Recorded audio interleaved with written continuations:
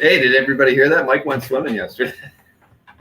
In the lake right next door. Yes, there is a major lake right beside the Romita mansion. And there you go. See, Mike gets himself a drink. He didn't get one for me. So it's okay. It's over there. Anyway, good afternoon, everybody. I can assure you that we will not have any fiasco bad. I can see I'm flickering, though. I don't know why we're flickering here underneath the Burkey light. But at any rate, we will persevere with the flickering. And but at least you can hear us, right? There's no static. You're not getting and we're not silent. Our lips are moving, and you can hear us. So yes, exactly. What a mess we had earlier. But hey, you know what? Anthony told me that he is going to record a couple of those interviews and then just send that to me to post later on. So welcome. You know, this is as close as I can get to Indiana Jones right now. So, you know, like we said, we thought Raiders of the Lost Ark was a funny idea. And it's something that is going to be the theme of the match between Mike and Jordan on September 13th as well. So we're going to carry that over into that show and have some fun with it. So, yes, nice to see all the usual guys and gals in the chat. So this is another art drop. Mike's going to be putting most of this stuff on his site tomorrow. And what we did, just like last time, we're going to show some art, show you the prices of what they are. If you want to claim them in advance, you're more than welcome to do so. Everything's, there's 25 pieces of art. It's going to be, essentially, it's going to show round 1 through 25. So if you want to claim something, you just say claim-1, claim-2, whatever the round number is, it'll be on the screen. And that's it. That's as easy as it gets. And as you can see, we talked about it. I had to take half of the art out of it so I could carry it down here. But this is one of the Burkey bins filled with stuff that has not seen the light of day in probably since as long as you've lived here, right? Yeah, probably 8 years. 8 years. So there you go. It's an 8-year bin. I haven't even looked through it yet. Just split it up and left half the pile upstairs. So so let's get going with this, and then we'll look at the bin when we're all through today. That works for everybody. Hey, Cumberbatch, Pepper Pot, nice to see you as well. And Samuel, yes, you can. You can claim the art in advance of Mike putting it on his website tomorrow. So that's what today's for. Yep. Just trying to mix it up. So it's, you know, we want to try to do different things all the time. Mike and I were talking before the show, a couple of different ideas as well. So always trying to have fun here, everybody, on a Saturday afternoon. So let's get the first artwork that Mike is going to be showing up here on the screen. And let's see, I'm going to go like that. And that's pretty cool. Yep. All right, folks. Very first one, I just thought was really cool. 41 years old. I've had people actually ask me, they say, man, you hardly ever see crypto art. So here's a pretty cool page from New Adventures of Superboy 10 from 1980. With crypto in 5 of 6 panels with Ma and Pa Kent. You know, not a super expensive page either. Sort of cool by the great John Calnan and Kim DeMolder from 1980. Very cool page there. And crypto making some funny remarks too on it. So I always get a kick out of it. The things that crypto says. I don't think I like this guy, and a bunch of other things. But crypto acting like a human being. So just sort of cool. For being 41 years old, a crypto page, Bronze Age page, $400. So that was that one. Nice joke there, Orange. What do you say? It says crypto art equals NFT. Oh, crypto. Yeah, too bad he wasn't. If he had a dollar sign on his collar, you call him cryptocurrency. Huh? Yes, you definitely could. And bootlegging, any 80s or 90s X-Men art on tap. You know, I think when I was thumbing through a little bit, I think there's something in the bin. A few pieces there, maybe 90s. I don't know. We'll see. We'll definitely see when we get to that. All right, so let's move on to the next artwork here. Let me get this off the screen and get us over here. Sort of cool. The great Steve Rude. Yeah, let's see. Okay, sort of cool. Great Steve Rude. Children, X-Men of the Atom #1, page 26. Sort of cool. This was a storyline that they had all the X-Men characters earlier in their career, with writer Joe Casey and everything on his take with the X-Men in their early years. So very cool Steve Rude page. That's from the 1990s, but I don't actually have the year it was done. Inked by Andrew Peepoy. So Steve Rude, Andrew Peepoy, X-Men early years, Children of the Atom #1. So Sort of a cool piece there. And at 450. And it is early, Jason. It's very early for Mike. I had to wake him up. Yeah. I was, just so you know, I was getting my art ready till 8 a.m. I went to bed at 8 a.m. Yeah. That's how it goes around here at the Romita Mansion. All right, so that was round 2. We'll go over to round 3 here. This is just a crazy, unique piece. If anybody who's a fan of Beavis and Butt-head, this is a huge piece by the artist Rick Parker. You should look at it. You can see how big it is compared to a regular piece of art. It's just crazy. But anyway, this was an art he did for a comic book show in 2015. This is a comic convention poster. It's all art. It's 18 by 24 inches. He did a special character called Dead Boy, and what was it? Novel of a Dead Boy. But anyway, he did a graphic novel with the character in the center there. And Dead Boy is in a zombie in a cemetery, but it's just huge. And it was a show on November 6th or whatever. But it's just 18 by 24. It's just a huge piece.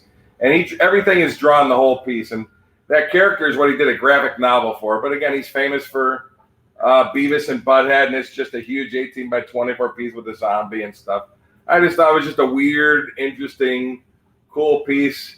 If you're a fan of him, Jim Salicrep was at the show too. So sort of funny. He put them both on there.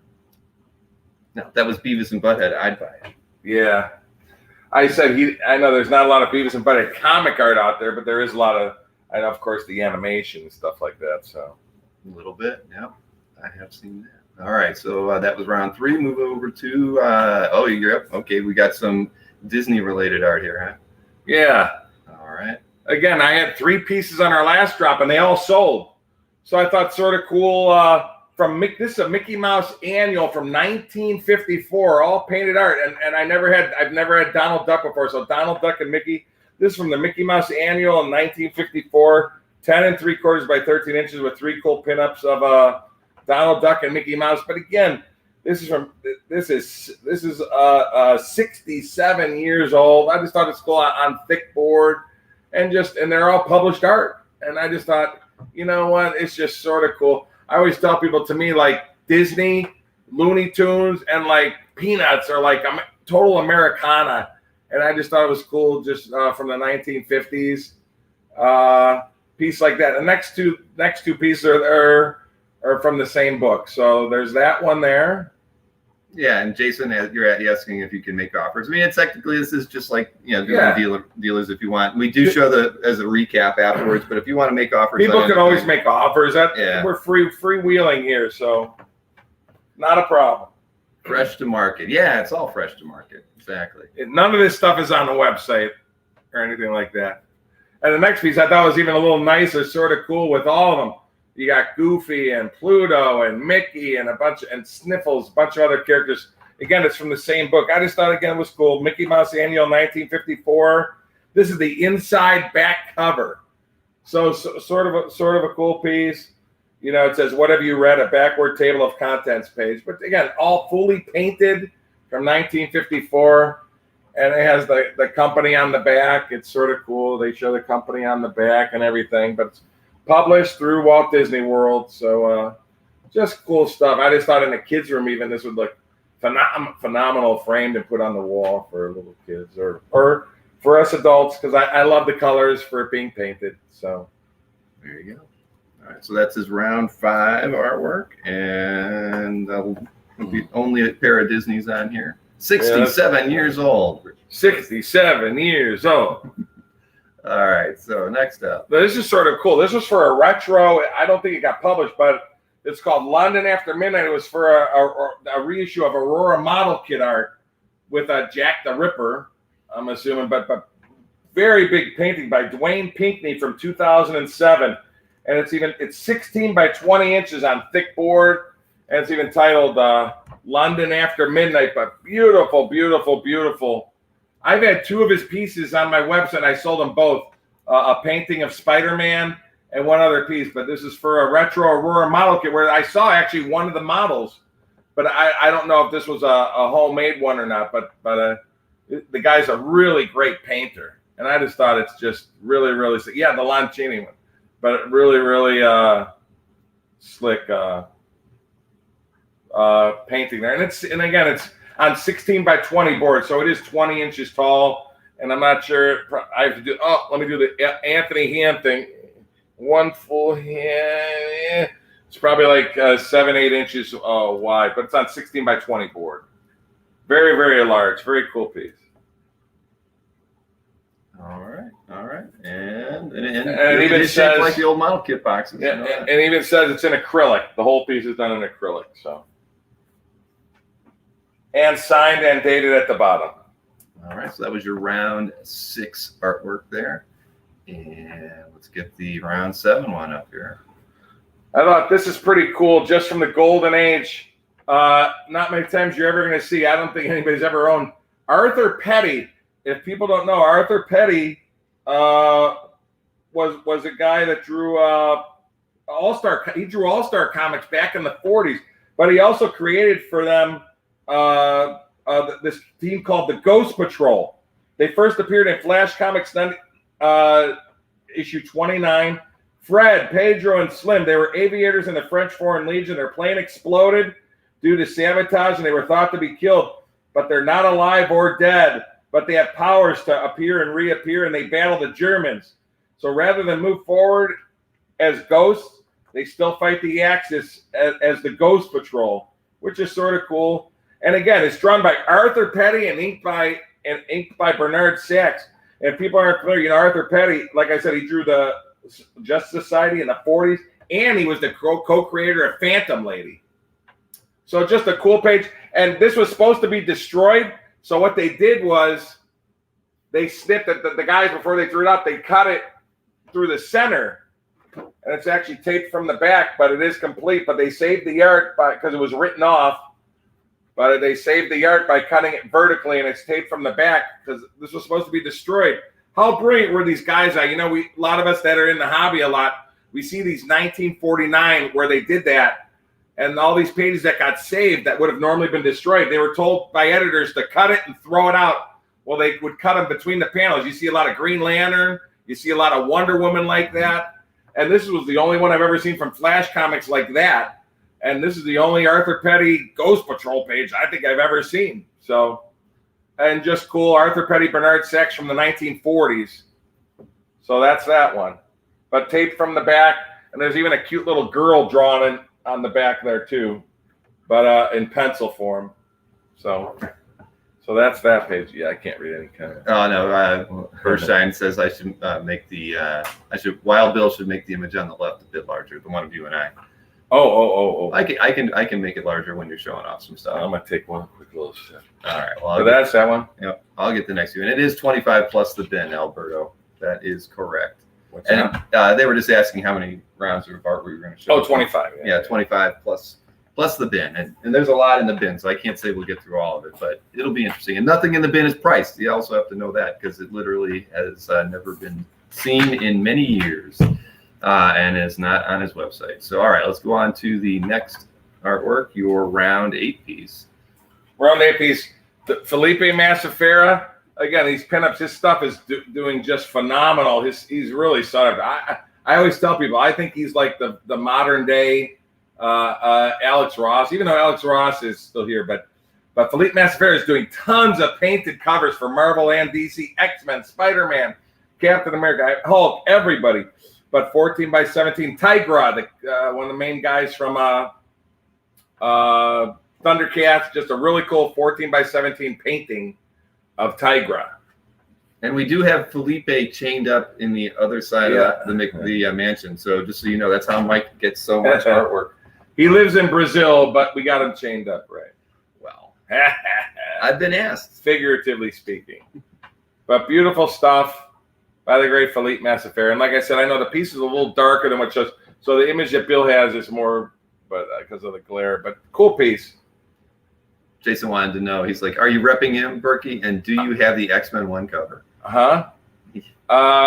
It's possible. You could let me know what you pay for it, and I'll let you know if I can get it. Yeah, but I did see an image of that X-Men 1. It's phenomenal. So, all right, that's a crazy big image there. Yeah. Next piece, like I said, I'm always trying to do stuff different from the from the regular show. So I'm having more older stuff now than I did on the Dueling Dealer show. I thought I'd show some more older stuff, which is sort of cool. Here's a pretty cool page. Irv Novick, Pencils and Ink, Sea Devils number 14 from 1963. Very, very cool. The Sea Devils are in every panel, but what's really awesome at the bottom is it's from the story War of the Underwater Giants. The Sea Devils are in all 5 panels, watching in the bottom as Hercules and Neptune battle each other. So very cool, large art, 1963 page. Irv Novick, Pencils and Inks. So nice one. And I saw that. They can't see us, right? No, at the moment they can hear you though when you right. I just want to make sure. Okay, right. But I like them to be able to see the page. So I know. I was just flipping around through here. You can hold it up like that. But I said I didn't want to be in front of your face.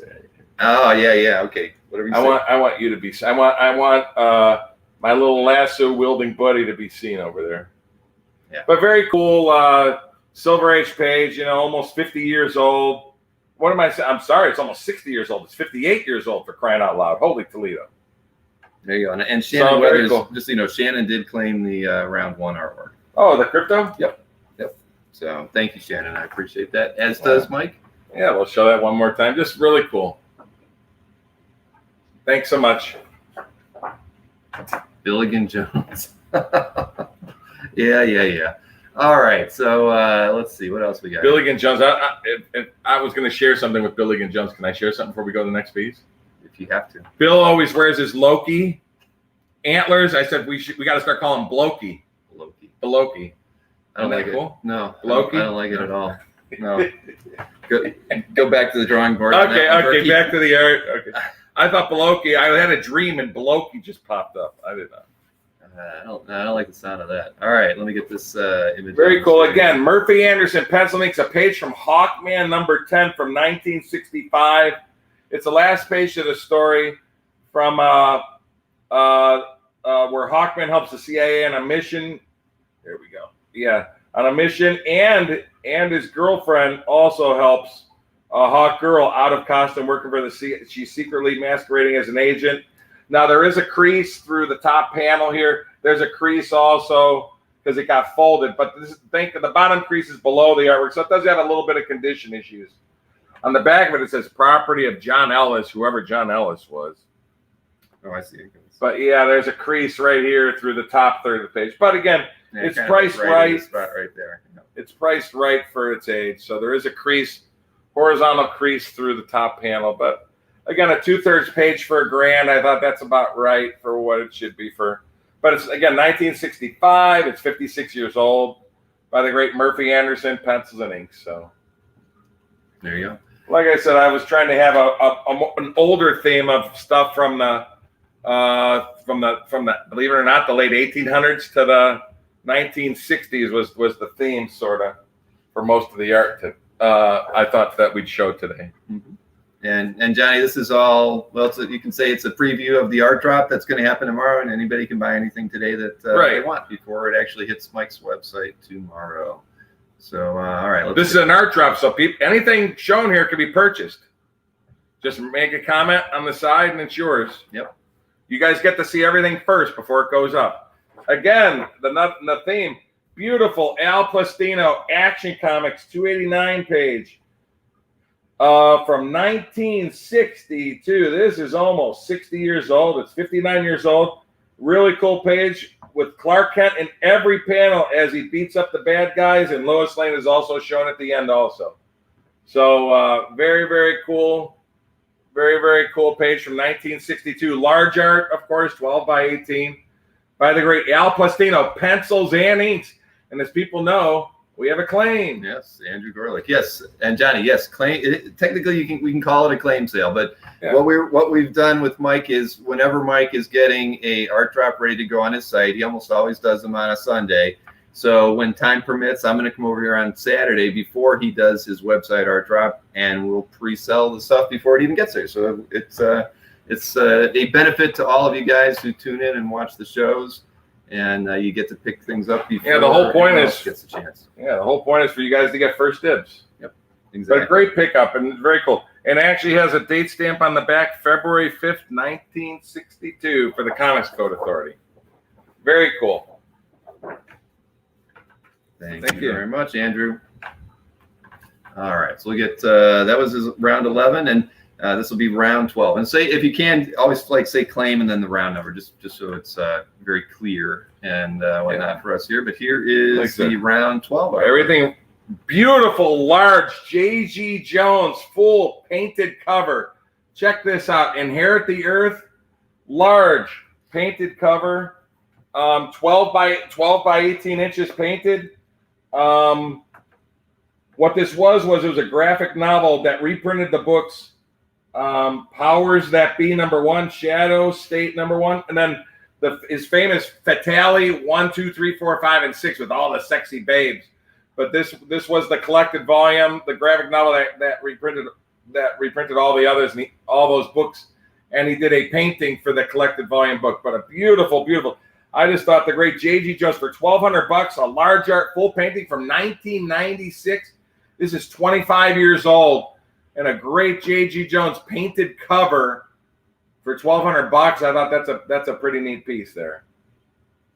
And it's done on a Bainbridge board, thick Bainbridge board, but just a beautiful, beautiful published painted cover with sexy babe on it and all the little themes from all the other books. So very, very cool piece. Reminds me of the Die Hard scenes. Yes, exactly. Yeah, with the planes and the building blowing up. Yeah. Yeah, and Mike kind of did a preview of this at the end of the Dueling Dealers episode where he read off all the different artists he was going to have. And I can tell you, I usually would send out a mailing this morning, but I had some complications and wasn't able to get the names of the artists for the show out before I had to leave to get over here. So that's on me. Well, that way it's even more of a surprise for everybody. There you go. All right, so moving on to the next piece is your round 13 artwork.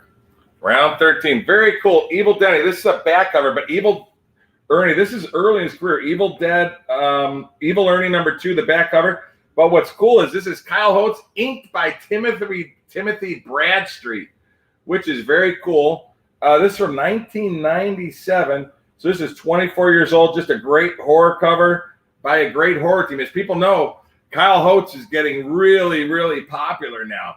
I know he's drawing Batman for DC now. I know of a collector friend in the hobby just paid $35,000 for a complete Batman book from him directly.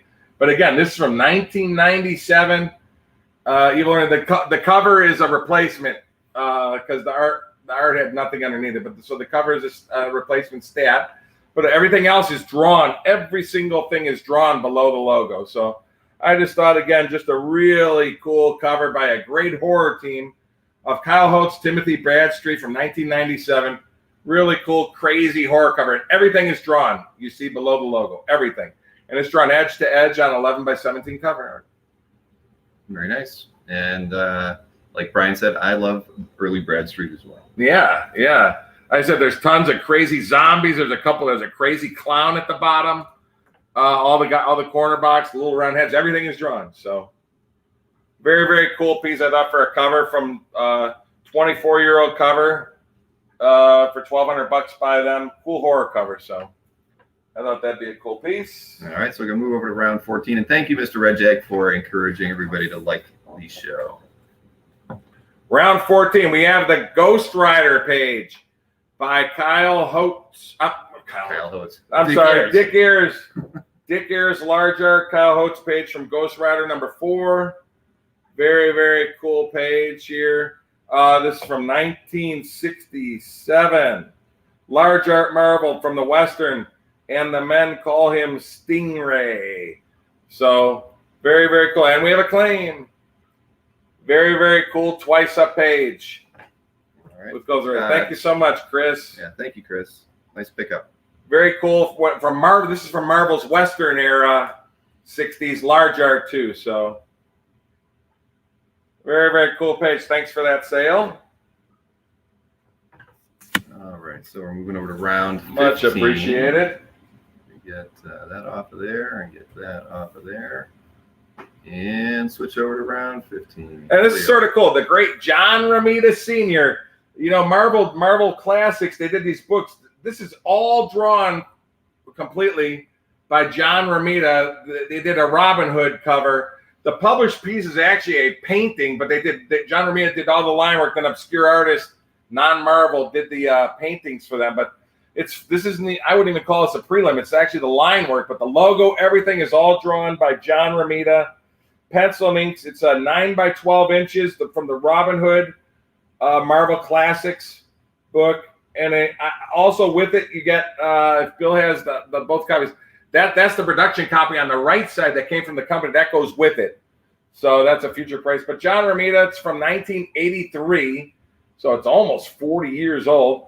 But everything is drawn. Every single, even all those beautiful bricks on the castle stones. But I just thought just a unique, cool thing by the great John Romita, 9 by 12. And again, this isn't a prelim. This is the finished art.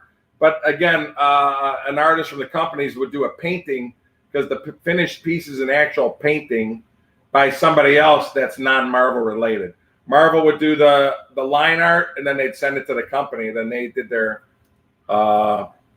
finished piece. But it's beautiful. The woman on the bottom, signed by John Romita, but everything is drawn. Romita even does the lettering and everything at the top. So the pencil, everything is Romita. So I just thought, just a cool piece. Nice, good border. Something that Kamolo would do. Yeah. You know. Right. I said, and you see the logo is done like a castle at the top and everything. So very, very cool. Everyone's liking the variety of your pieces. Yeah, I said it's just stuff that you don't normally see on a dueling dealers show. That's what I wanted to put up. So. All right, so we're going over round 16. Oh, and here's the copy that goes with it. I forgot. Yeah. So this is actually from the company. This copy. And they added a little Fisher Price at the bottom, so that's everything you get. So you get both of them with it. All right, so round 16. Round 16 is sort of a unique piece of 4 Bernie Wrightson pieces. They're each, just so you know, you're seeing that image now. Each piece is done on 14 by 17 drawing paper. But this is Bernie Wright. These are all Bernie Wrightson from the H.P. Lovecraft Shadow over Innsmouth novel. 4 large movie style guides. Getting lots of glare. Yeah, I'm gonna pull them out of here, but I put them in there initially. But you get 4 because these crazy creatures come out of these pods. So each of them are 14 by 17 inches. They were done for the movie, but very, very detailed. These creatures come out of the pods, but you get all 4 of them for that price. Yeah, just so you know as well, Johnny McCloskey is offering you $800 on the Felipe Massafera. 800, and I have 12 on it. You had no 1,000. Oh, I had 1,000 on it. Mm-hmm. Yeah, go ahead. We'll do it. Okay.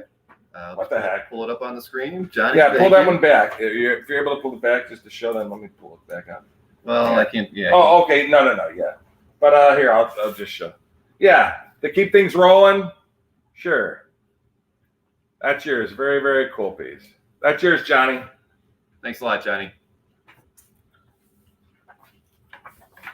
But back to the Wrightsons. Sort of a cool. Again, you get 4 total, and each drawing is done on 14 by 17 paper. All the movie pieces for that were drawn on. You get all 4 of them. They're all 14. They're all drawn on 14 by 17 board, and you see these little pods, sort of like Invasion of the Body Snatchers type of thing. And but each one is drawn on 14 by 17 board, and you get them all. Then there's like the final one where the pod is ready to burst open. But they're all done by Wrightson. He did the storyboards for the entire movie from the H.P. Lovecraft, where these pods, they're like half human and half sea monster. They mate with the humans in a northeast town in Boston, outside of Boston, and these creatures come out of these pods. So I thought you get all 4 of them, 14 by 17 for one price. Yeah, that does look like Body Snatchers. But Invasion of the Body Snatchers, yeah. And like I said, that image, I just combined all 4 of them to see everything in one shot. But all in pencil, and they're all super duper detailed. And these were all done in the 1980s. So you get all 4 of them there for that. All right, so that's not a bad price. Yeah, $1,500 for round 16 for anybody that wants that. So we'll go over to round 17 now. Round 17. For Tower Comics, 1966. Dynamo #2. Oddly enough, what a weird combination of artists. Dick Ayers penciled it and Wally Wood inked this. Obviously, just by looking at it, it looks like an all Wally Wood piece because Wally Wood obviously is very overpowering. Large art, 1966. Dynamo #2. Dynamo is in 6 of 8 large panels captured by the robbers who were stealing a statue. But I couldn't believe it when I found out that this was Dick Ayers inked by Wally Wood. Just a interesting combination of guys. I don't know if they ever worked together ever other than that, to my knowledge. But very cool. 55 years old. And you got the main character throughout the entire page. And it's large art from 1966. So very, very cool. And, you know, this stuff is getting harder and harder. I know the guy that I got it from wrote, yeah, Wally Wood and Studio from the Priceless Counterfeit. But anyway, Ayers inked by Wood. Sort of cool. Keeping up with the pieces that we wouldn't normally have. Yeah, on the show, and in costume and everything. And like I said, I just thought I would do the older motif of art instead of the 80s, 90s superhero that we always do on the Dueling Dealers. I just thought getting a few more unique pieces that wouldn't normally be on our show. So, all right, well, we're motoring through this. We've only been doing this for a half hour. And we're way past the halfway point. So we're going to round 18 now. And another painted cover by a famous one, folks. Get ready for this one. Very, very cool. The great George Wilson. Ripley's, believe it or not, big, huge painting from Ripley's, believe it or not, number 58. From, I believe it's from 1975, 14.5 by 20. Just a great piece. Let's see. I'm trying to think of the title of this. Oh wait, I'm at the wrong. Okay, yeah. I said fittingly the title of the story is called Stone Dead. Classic George Wilson cemetery scene, of course, with all the tombstones and everything, where these 2 statues of these like Revolutionary War murderers come to life and threaten to kill a beautiful girl. So very, very cool. 14.5 by 20 by the great George Wilson. Beautiful, beautiful, fully painted cover, folks. And you get a sexy babe and see that, Bill? You got a sexy babe and the tombstone and the cemetery and all the plots. But, you know, people know George Wilson. His stuff is getting, you know, harder and harder to find. But beautiful, you know, 46 years old by the great George Wilson. And there's the comic book next to it. I always like comparing them to the comics, which is sort of really, really cool. So that's that one. Yeah, and your scan's pretty close too, as far as the color goes. Yeah, I tried my best to match the colors as best I can. Yeah, but beautiful piece from 1975.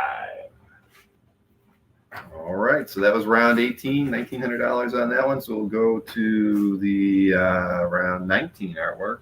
And again, our theme for just older art. Can't have an older one without a sexy, sexy, huge Bill Ward.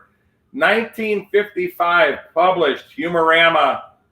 And you're going to love the gag. The gag on this one is hilarious. Again, this is very, very large. It's 15.5 by 22 inches. And you're going to love this. There's a girl pissed off walking away, and the guy has a black eye because she just punched him. And the theme is, it says on the back, I know it's all right to kiss the bride, but not 3 weeks after the wedding. So a guy kissed her, and she belted him one.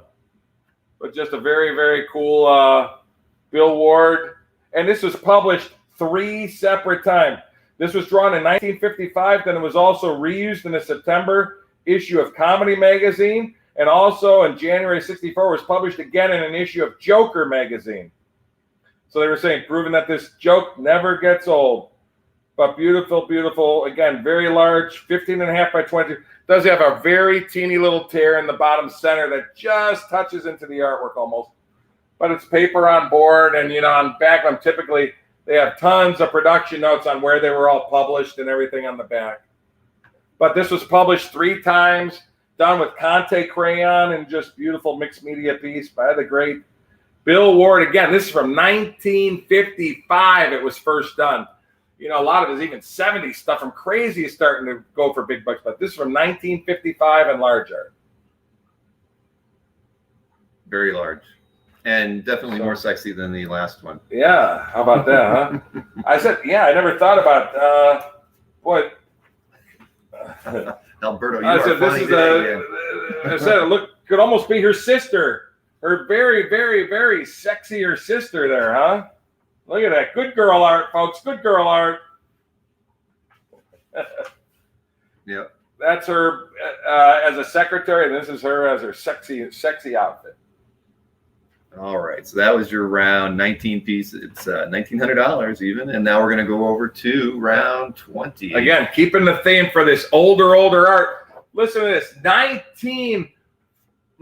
This is around 1942-43 because the Black Cat is battling, and I hate to say it, there's a lot of racial epitaphs on this, but Black Cat is battling the Japs in World War II, and she calls them the Japs on this. But I don't know if this was published or not. Right now, I'm selling this as unpublished because I think because of the racial overtones, I think it didn't get published. I don't know. But Black Cat is making crazy. She's killing dozens of Japanese soldiers as they're melting it right in front of her. But World War II story with many Japanese cliches.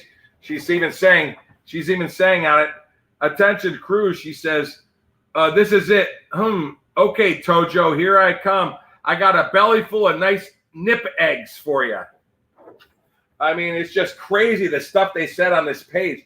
And she says Tojo on it twice, how she's dropping her fresh nip eggs. And she drops these bombs on an aircraft carrier and blows it up. So, but this was page 8 to an 8-page story. But Joe Kubert, pencils and inks from the early 1940s. Kubert. I'm sorry, what'd I say? Kubert. Joe Kubert. Kubert. I don't say Kubert. Joe Kubert. But Kubert, potato, patata. Sure. But anyway, Joe Kubert. Okay, I thought I said like Kyle Holtz or something. No, not again. Not Brad Street either. All right. But I just thought Joe Kubert, one of his earliest pages. I mean, this is right at the time, even before he was drawing Hawkman in Flash comics and stuff like that. So, and he's most synonymous with the early but very, very cool. Twice up page. Very graphic, and it's if you love people love World War II art, and this is World War II art where she battles all these guys. She talks about radium burns to all the she says, I've got it, radium. It burned the natives, and why the Japs wore the leaden suits. They're drawn like figures. And the Japs are drawn. Drawn, and she drops bombs on the aircraft carrier. It's crazy. That's 70 years old, folks. It's just about 70. I'm sorry. What am I saying? 80 years old. Sorry. It's 79, 80 years old. All right. That was your round 20 at $2,000. We're going over to round 21. Round 21. They're getting a little better, folks. They're getting a little better. This is a fairly historic page that Nick Cardy, pencil and inks. This is pre-issue 1 Aquaman. I know Aquaman, but Nick Cardy is most known for drawing Aquaman. This is the backup story in Detective Comics 293. It came out a full year before Aquaman got his own story in Aquaman #1. So, and it's the great last page, all battle. So from backup from Detective Comics number 293, very, very cool page 6 from 1961. Aquaman and Aqualad in all 4 panels with an octopus even helping them as they battle this guy called the Phantom Sea Raider. So very, very cool there. Again, Nick Cardy, pencil and inks from 1961. Where are you going to find stuff like that out there? Large art, 1961, a year before Aquaman got his own title in Aquaman #1. Matter of fact, I just sold a page not long ago from Aquaman 11 for $7,500, but it was the issue where Mira first appeared, so that's why it sold for so high. But I'm just saying, for 1/7 the price, you get a page that's a year before Aquaman 1. Happy days. And it's a battle page. It's a 2/3 page, but it's a battle page. The comments in the chat are fun. Yeah, don't look at round 25 or your face. Almost as old as the Hulk cologne that Mike uses. Oh, I said I'm sweating here. I need some of it. Yeah, but we're keeping with. Never let him see you sweat. Never let him see you sweat. All right, so that was your round 21 piece. We're going over to round 22. You haven't even shown this piece to me before. Keeping with the older theme, folks. Early Werner Roth X-Men page. What a great piece. Check this out. From X-Men number 26, Werner Roth, inked by Dick Ayers, large art, X-Men 26, page 3. Very, very cool page. We got, he's called Kukulkan, the mightiest of the Mayan gods. He's taken an earthly form as Cyclops battles him and is defeated, with El Tigre making appearance at the end as Kukulkan slaps him around. But just a very cool page. You know, the early X-Men pages really don't sell for as long. When you compare them to like even the Strange Tales by Dick Ayers or whatever, these are like probably the best deal in Silver Age superhero art is probably Werner Roth X-Men these days. I mean, even Don Heck Avengers pages are going for $7-8 grand a page now. I mean, Werner Roth X-Men to me is I personally think is probably the best deal in Silver Age comic art is Werner Roth X-Men right now. You can still get a great battle page for like $4 grand or so. So I thought this was priced right, sort of cool, $2,400. I'm sorry, 22. I'm sorry, $2,200. And Cyclops battling Kukulkan from his first appearance issue, and large art, 1966, 55 years old. That's old, right? That's old, and I'm a year older than that doggone page. It's stamped July 3rd, 1966 on the back. So very cool page. I'm just sticking with the older art for this show. So very cool. All right, so there is that was your round 22 for 2,200. What is up with that? You're like matching up your prices. I didn't even realize it. 22 for 20. Now this next 23 is $2,400. So I guess you've broken from. Well, I gotta pull this out. This is probably I gotta pull this out. This is a crazy piece. This next lot I almost have to explain to everybody. It's a piece. It's a painting that's cut in half, but you'll see why. Richard I'm assuming you pronounce it Outcault, but Buster Brown, the Buster Brown artist, Richard Outcault. I believe this is the earliest known piece of artwork ever by the Richard Outcault, the artist. I'm gonna show the other piece first. Oh, you are. All right. But he in 1895 he drew a magazine. I did his research on him. He drew a magazine called Truth Magazine. And it's a Truth Magazine cover. It was from New York City, but I believe this is actually the back of the piece. So, and it's very large, but it's cut in half. I know, but that's the back of it. And on the other side, because it was matted, it's actually a much better piece. And you notice each piece has a dog in it. And then this is the actually finished painting that was matted, and it's a published painting too. This is, I believe, the finished piece that he had framed on his wall in 1895. Yes, it is cut in half, I know, but you get two paintings for the price of one, but this is the more finished piece. It actually had some matting at the top of it, and I pulled it off. It was in the top corner. But it is cut in half, but arguably, and there's newspaper stuck on the back of it in the corners on the Truth side, and it's dated 1895. But, I mean, it's two paintings.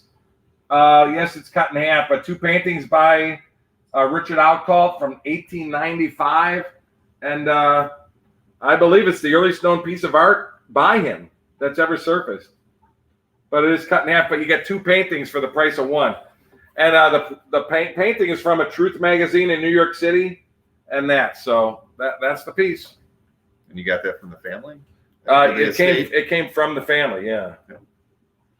All right. So very, very cool. I just thought if you want something unique, it's 18. Oh, and the painting, if you look in the bottom left on this piece, it's signed by him, R.F. Outcault, in the lower left corner. But I just thought, and if you look at the top, you can see that they have newspaper print at the top, and the newspaper is actually dated 1895. That was used on the top of the Truth, because you can see the pencils at the top. And here he was the cover artist for Truth magazine in the 1890s. When he moved to New York City, he was actually from Ohio, Southern Ohio, I forgot where, but around Cincinnati. I forgot the city, but I just thought, where you're going to get, it's probably the earliest known piece of artwork ever by the guy, and it's only 126 years old. So yeah, Mark says have it restored and separated, and then you get two separate ones. I know you could do that. It could be separated and restored, put back together. That's not a bad idea for somebody, because it has all those different layers, so it could be done. All right, so we got two more pieces to go. 2 more pieces to go, and they're pretty good pieces. They are. So let's get your round 24 artwork on the screen. Round 24. I said when you're looking for a macro boy, you want Flash Gordon and you want a space scene. And check this out. This is one of the best ones I've ever owned. Great images of Flash. He's all in his spacesuit with Dale, and just a great one. And this is actually earlier for Macro Boy. It's the day before Halloween, October 30th, 1960. I said Ray Boy was just perfect for Flash Gordon. But I love this great. It was from the storyline titled Dead Worlds, where they're on this crazy story planet. Flash and Dale throughout in spacesuits with Mr. Dub as the evil Dr. Charleston traps them on the planet for them to suffocate. And just a great Flash Gordon. I always tell people, and this is a true story, if I wasn't collecting Spider-Man, I said to me the 3 greatest artists that I've ever seen ink-wise are Bernie Wrightson, Alex Raymond, and Mac Raboy. To me, they're the 3 greatest line artists. I don't know how Mac Raboy would do it. He could draw a head the size of a pea, and then you can still see the crow's feet under the eyes of the character. It's just crazy. Just crazy. So, very, very cool piece. Standard size. Oh, God, I didn't measure it again. But it's done twice. It's roughly like 13 by 19 inches. Yeah. But all the Sundays are the same size. But like I said, look at that top panel too. Just that top spread. But like I said, Flash Gordon in spacesuits on a crazy planet and them fighting for their lives.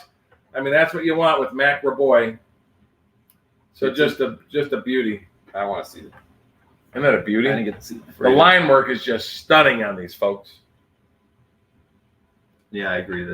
The detail is so amazing. Oh, it's breathtaking. I had not seen this one before. Yeah. But I love that top spread where they're trying to get out and the guy traps them inside on there. But really, really, really cool. 1960. Holy moly. I think we got a claim. Kavi. Hey, Kavi.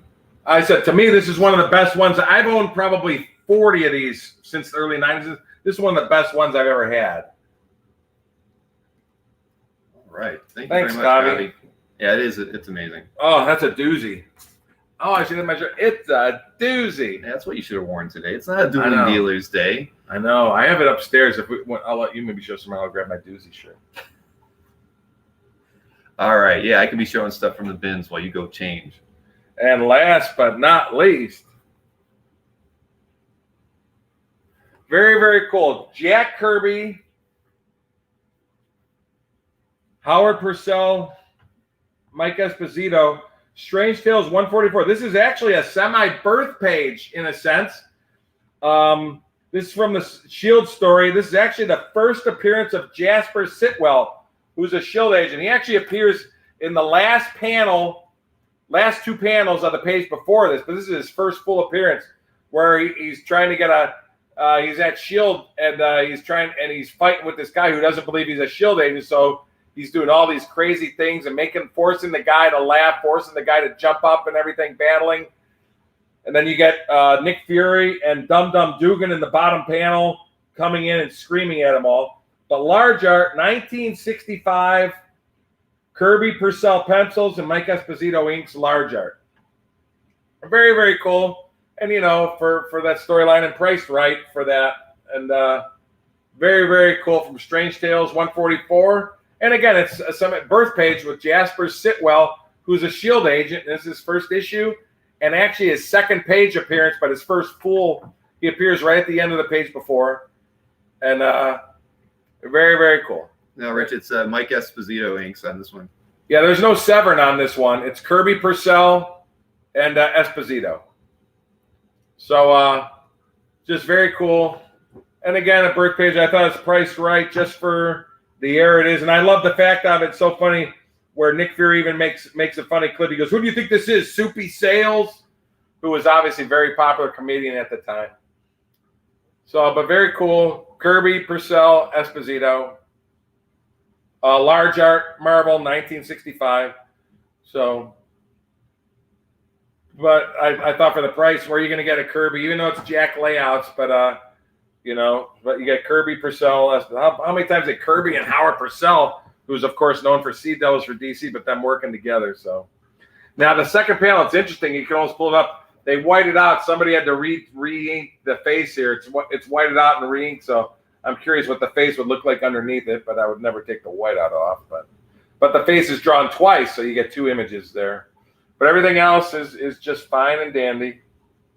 And it has a stamp on the back from 1984 because that was when Marvel was starting to do their art returns. But very, very cool. So that's the round 25. All right, round 25 is $2,800. So let's see. We got an offer from Brian Lasseter for the round 15. Let's go back around there. The John Romita Sr., the Robin Hood. Oh, how much? For $1,000. And that was, I can actually just hop back over to that. Yeah.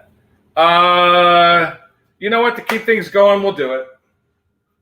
All right. Well, that's a very $1,000 John Romita cover for you. Congratulations, Brian. Yeah. We'll do that before we go to our recap. Just getting everything back in order here. I'll show it again to you.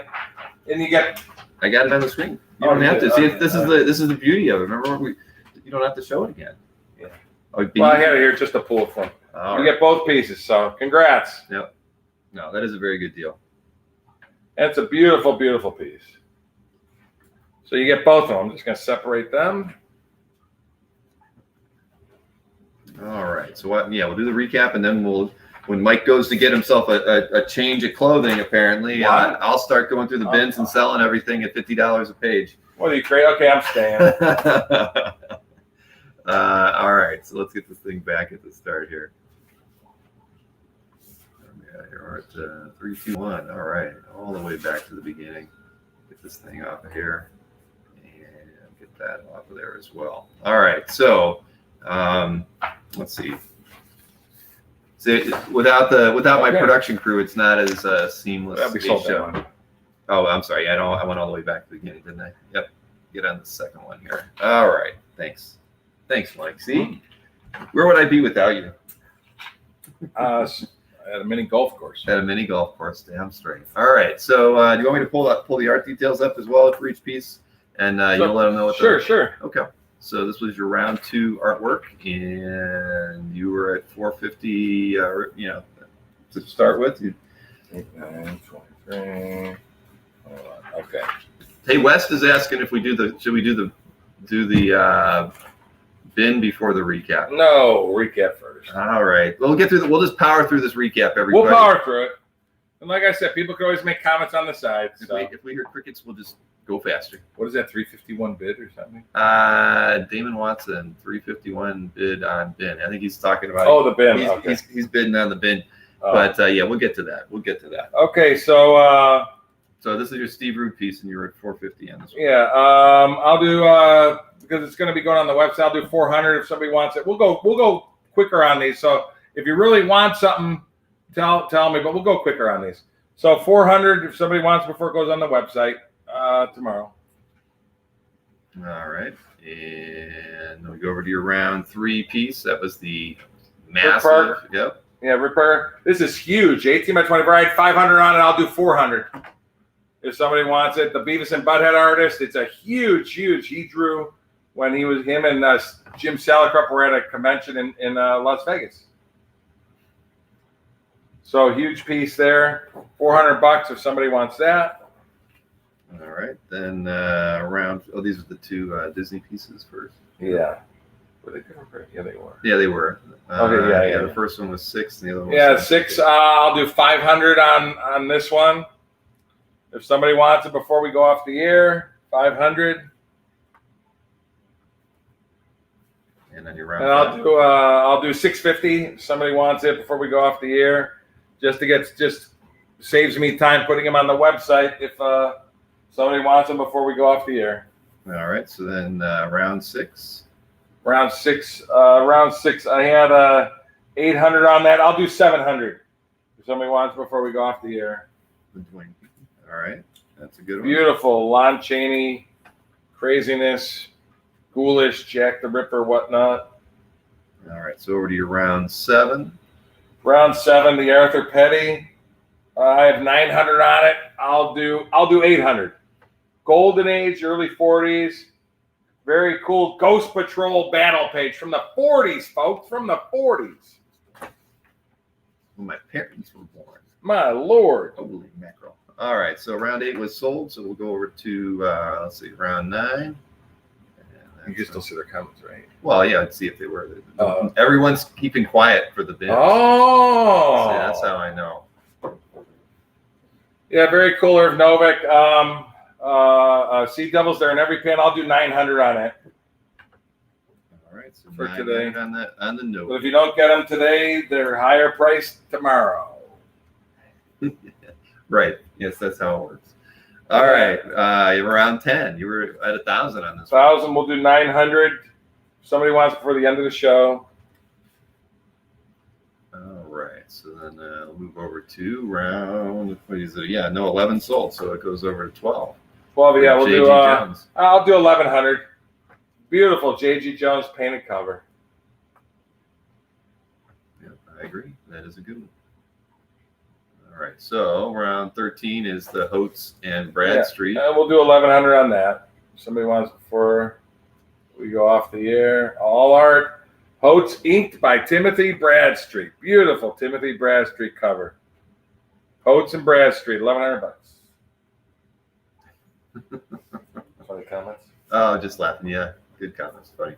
All right. We got a claim. It's Gabe. Oh, that was the other one. 12. What's 12?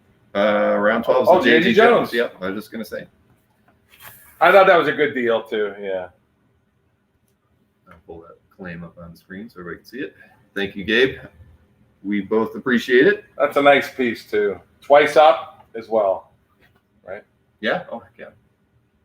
Mm-hmm. Oh, that's great. Thank you, Gabe. All right, so now we are going over to, let's see, 14 sold, 15 sold, and now we go over to the Wrightson. So The Wrightson, that was 1,500. You know, I have all 4 of them. You know what? I'll go 1,300 for all 4 of them. You get all 4 of them. They're all drawn on 14 by 17 board. I'll do 1,300 if somebody wants it today. You get all 4 of them now. 4 14 by 17 inch pieces. The progression of the crazy creatures from the H.P. Lovecraft movie, The Shadow over Innsmouth. All right. It's 1,300 for all of them. How do you get 4 Wrightsons for $1,300? Never cool? in a million years. How about that? All right, so moving over to round 17. 17, yeah. 17. The Ayers Wood Dynamo. We'll do 1,650. Very, very cool. 1,650. Yeah, that's a good one too.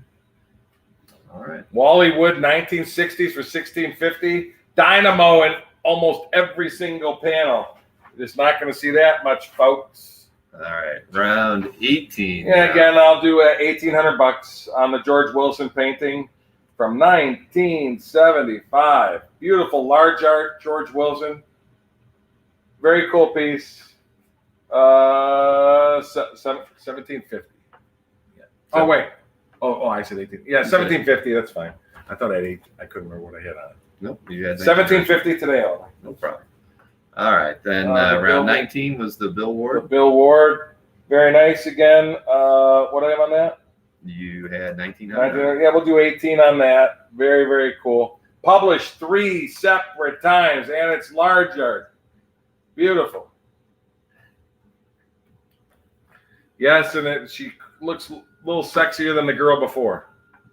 Just a little bit. All right, Yeah, so a little moving over to round 20, it's the Joe The crazy Kubert. Kubert.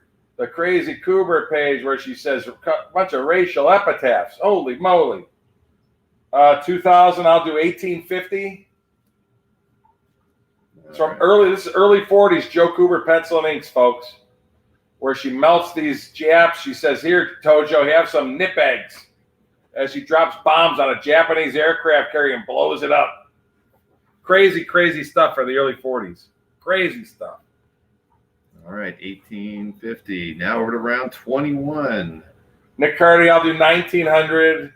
Very, very cool. Again, pre-issue 1, Nick Hardy, pencils and inks, Aquaman, all-out battle page, the completion of the story. So the final page of the story. Aquaman, Aqualad, and an octopus, all battling the bad guys. Pre-issue 1 from in a backup Detective 293.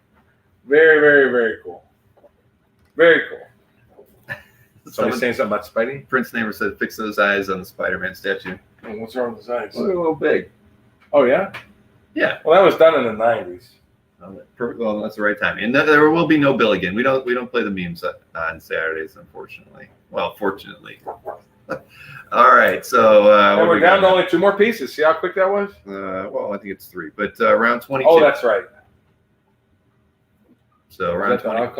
Yeah, I don't even want to pick it. Oh, this one. Okay. Yeah, no, it's the. And very cool. The Werner Roth page. Very, very, very cool. What's your price on this one? We'll do 2,000 for today only. 2,000. Cyclops battling Culkin.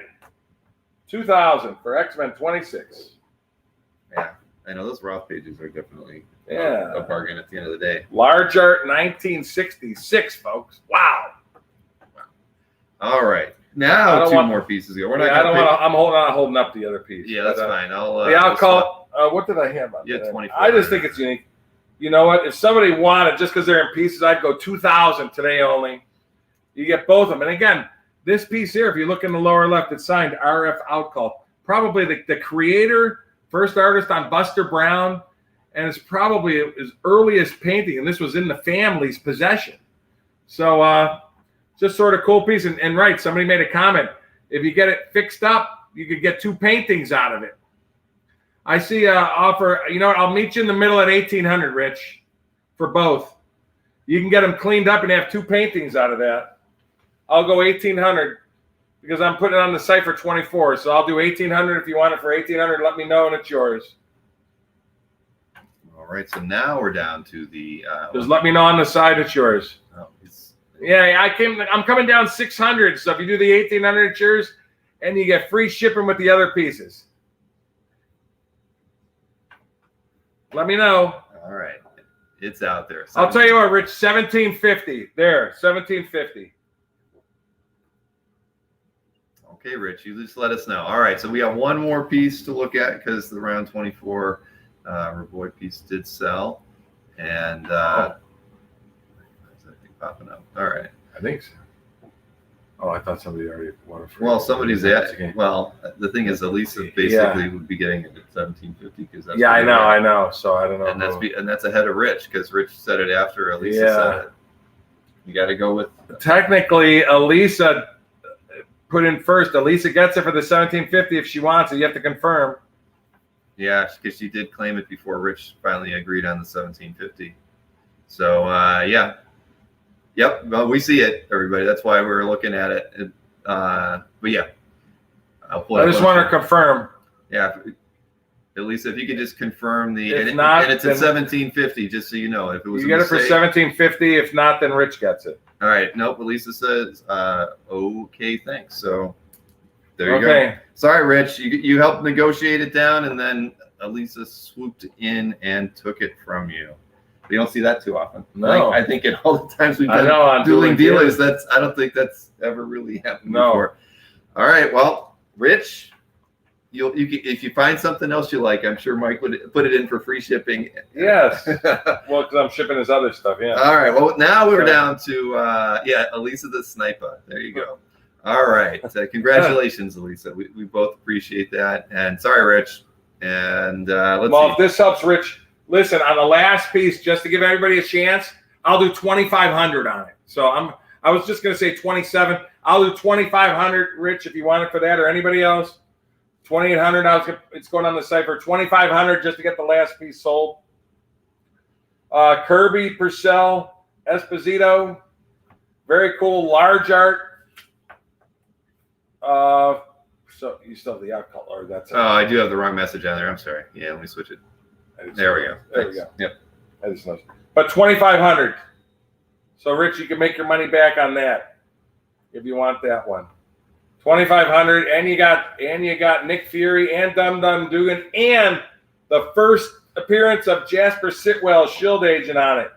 So sort of cool. And, you know, Jack Kirby worked on it also. So I think that's a neat piece. So that's the last one. All right. Well, no takers on that one.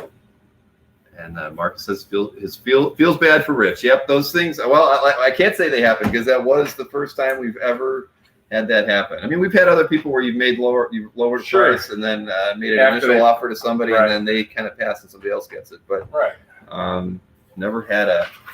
But I said he should have just done the 18. We should call that the Reuben, right? What's that? The Reuben. Reuben's all about sniping. Oh, okay. Yeah. Okay. So he made it. He did a whole collector conversation about sniping. And how it's like his mantra to live by for everything. So that is exactly what happened there. All right. So we sold a fair amount of pieces. We did. Now the bin, right? We want to see what's in the bin. I don't know. I guess we should probably let Mike handle most of this stuff. You can hold stuff. I don't care. But so a lot of this stuff. I mean, well, let's just see. I'll just pull a stack out of here because we got a lot. We'll do this first. You want to start with those, or yeah? No, you didn't tell me where where to pull them out. I should probably pull them out the bags. Well, I'll pull them out the bags. It's easier to see because then you get to put them all back in. Well, here, that's okay. All right, you show that one. Okay, this is sort of cool. I found out I posted on a thing. Let me get the stuff. Believe it or not, when this is actually Mike Vosberg from 1975. When they did the Return of the New Gods first issue special, I believe there's a first issue special. He did the whole book. This is him doing his new version of Orion. So this is Mike Vosberg, 1975, and I love that it actually has like 11 tack holes at the top because it means it was poked several times. It was on the wall as his guide for Orion for the New Gods because he did the first issue special in 1975. Mike Vosberg pencil inked the book, so that piece that's going to go on a that's a lot of show. That's a thigh gap. Where was Marcus on that? He said he didn't say anything. Let's see. So hey, let's just kind of put it out there that the thing is, of course, none of these pieces are priced. So if you did see something that you were interested in, what I would say is you're going to want to email Mr. Burkey. Yeah, we just grab stuff. I haven't had time to price them up because these are things that would definitely end up on dueling dealers. More than likely, right. If they weren't picked up, we would be, he would be putting them on dueling dealers. So if you saw something you were really interested in, what you'd want to do is shoot Mike an email at mikeburkey@aol.com. And I should say, everybody who bid or who claimed a piece of artwork today, I don't have a slide for that, do I? A little. Please email me your address at mikeburkey@aol.com. That's all. Right. Everybody should. And I'll send you out an invoice and things like that. Yep. Include your mailing address. You know that. Always include your mailing address, even if we've done deals in the past. That way I can just cut and paste and print it out. It makes it so much easier for me to have your address. I don't know the artist on this one. I believe it's Sal. It looks like it could be Sal. I believe it's Sal inked by Mandrake. Oh, you know what? That would actually make sense. So this is a New Mutants issue 15, and it is page 7. So here, I'll just show it as best I can here to everybody. I think it's Sal inked by Tom Mandrake. I think that issue is. I don't even know. So again. So very cool. 1983. It's just outside the first year of the New Mutants. Oh, and Lisa said this was her first purchase here too. So that's what's that? On the show. Yeah. Oh, nice. Thank you so much.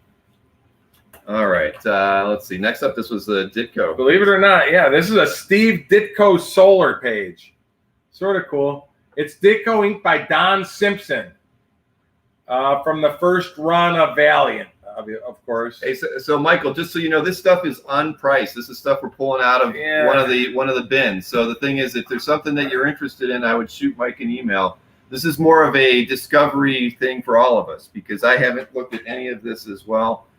This is a new bin that we dug out of Mike's closet, effectively. We just pulled a stash of stuff just to show. We just wanted to kind of show you the kind of stuff that Mike's got around, and these things will all end up on dueling dealers. Like Mike talked about the first time we did a show like this. He said that the hardest part of pulling stuff out of the bins like this is pricing them. Because and that's why he pulls stuff out of the bins, goes through the process of getting them ready for dueling dealers, and then has everything priced. So the thing is, if you saw something here that you really liked, we would want, I would say, you're going to email Mike, and you guys can work out a deal, maybe not. But we thought this would be fun because again, there's a lot of this one here. I'm not familiar with Anthony Wynn's artwork, but Dan Green's inks.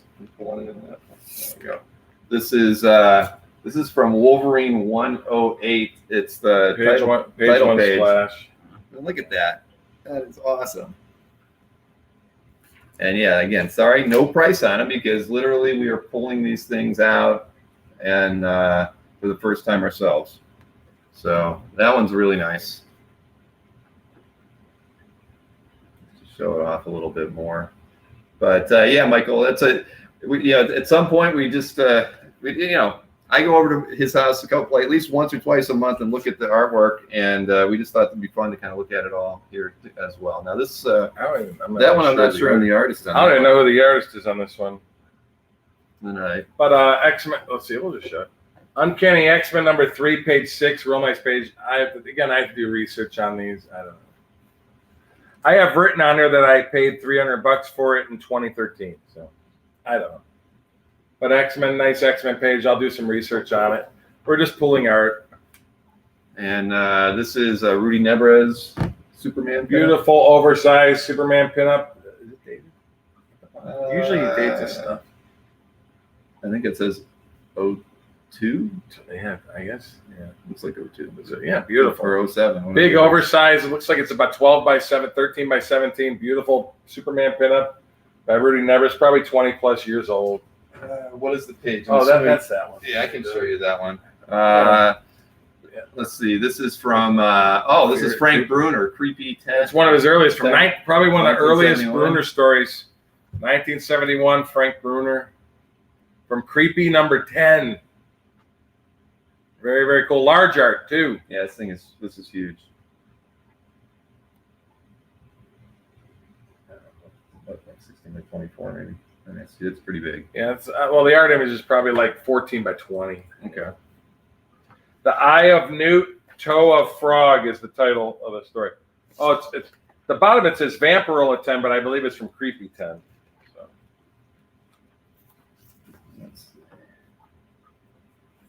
And so you should be picking this stuff out. I know.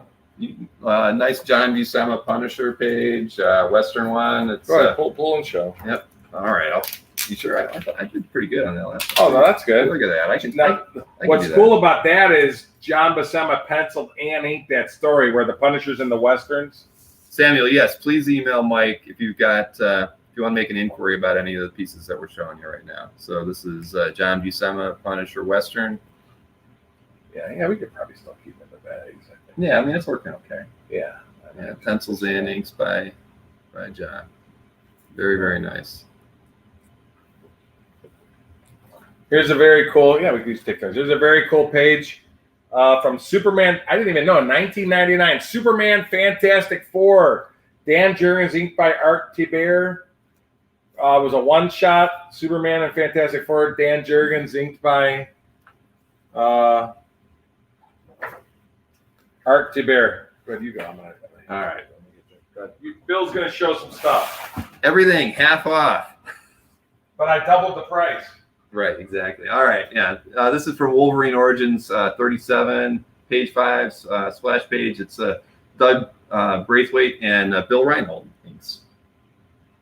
Pretty nice page there.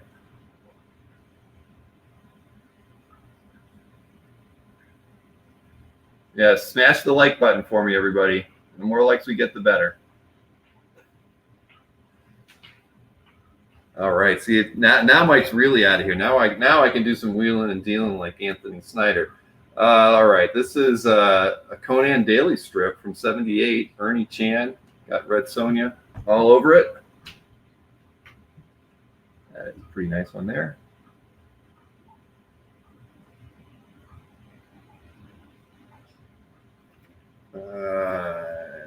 Here's a good one. Of course, I'm not sure who the artist is on this one. Oh, Ron Wilson and Dan Adkins. This is from Marvel Team Up 47. So it's Spidey and the Thing from 1976. Yeah, nice battle page there. July 1976. Ron Wilson and Dan Adkins. Marvel Team Up 47. I'll be like Burkey. And look, it's so funny right there. It's like the Thing. He's got his arms around Spidey's waist, and they're swinging through the city. How can, you didn't know Spidey's really strong if he can do that. Let's see. There's a Ron Wilson, Ed Bennis. Somebody liked the Thundercats earlier, Johnny, I think. Is Ed Bennis Thundercats page. Again, I don't know how the heck these things end up getting in the bins like this, because there's no rhyme or reason. It's not by publisher or title in any way. And let's see, next up, 96 Adventures of the X-Men page. It's an Andy Kuhn and Ralph Cabrera inks. This is from issue 8, page 13. Nice gambit there. And the top, like a half splash.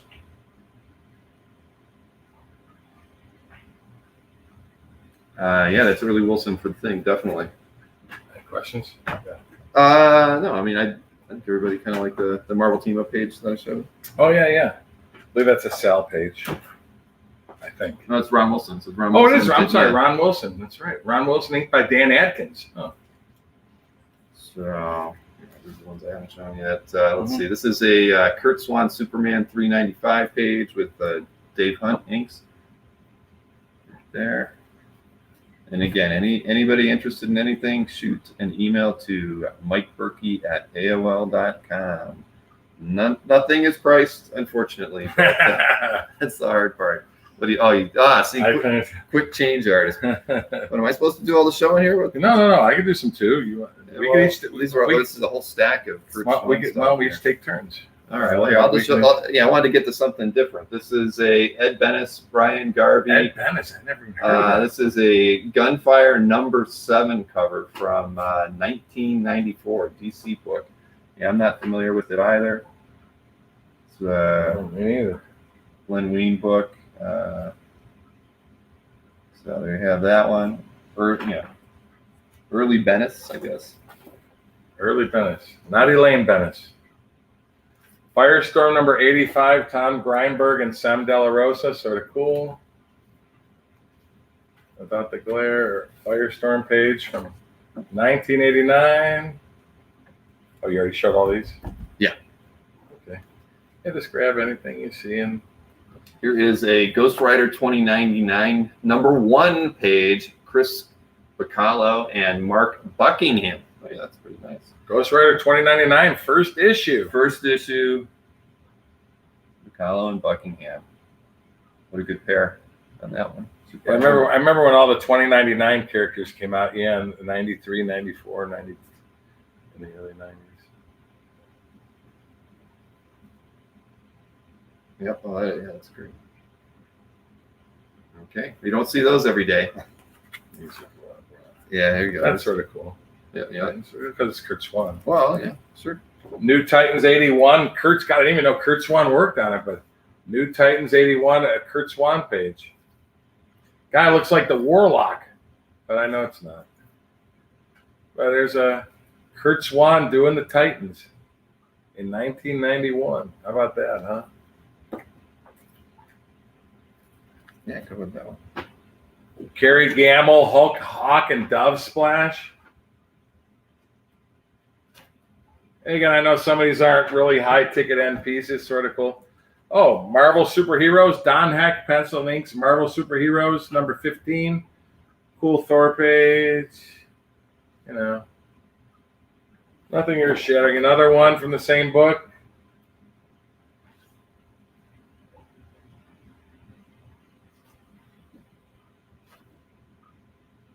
Got some new comments if you want to scroll up. Oh, yep, sorry. Now here's a cool piece. Graham Nolan, very cool. Pencil Inks Hawk World cover. Beautiful Hawkman. Sort of cool.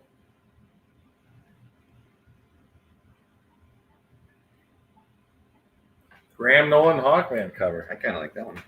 It's Don Heck and Dave Cockrum inks from Marvel Comics Presents #32. It's got Sunfire all over it. It's from 1989.